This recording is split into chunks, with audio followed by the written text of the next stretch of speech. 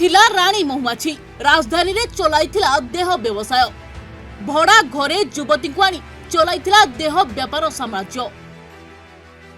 खंडगिरी थाना अंतर्गत एक भड़ा घर एभली एक सेक्स रैकेट ठाब होइछि। ए घरु 4 युवती को पुलिस उद्धार करिछि। चढ़ऊ बेले बहु आपत्तिजनक सामग्री जबत होइछि। खंडगिरी थाना अंतर्गत एक भड़ा घरे सेक्स रैकेट चलिथिबा नै पुलिस को सूचना मिलिथिला। एहा परे पुलिस उक्त भड़ा घरे चढ़ऊ करथिला। चढ़ऊ बेले 4 युवती को उद्धार करा जाइछि। युवती माने अनैतिक कार्य रे लिप्त थिबा जणा पड़िछि। चढ़ऊ समय रे बहु आपत्तिजनक सामग्री एवं एक बाइक जबत होइछि।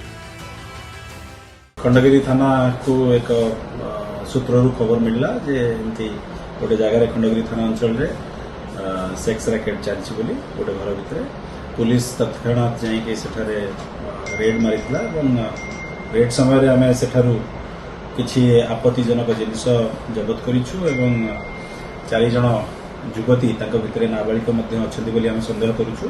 सेटा वेरिफिकेशन चलीछि। सेमान उद्धार करा जाइछि। तो सेमानकर बयान वर्तमान रेकॉर्ड करा जाउछि। बयान आधार रे ए विरुद्ध रे गोटे केस करा जिवो।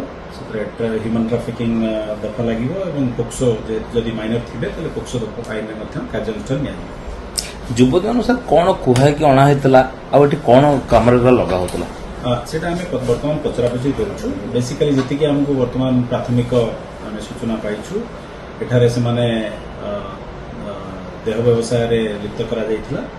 तो सेमाननको ट्राफिकिंग करा जाइथिला बोली हमको सूचना मिलुछि। तो सही हिसाब रे अंगत कार्यानुष्ठान निया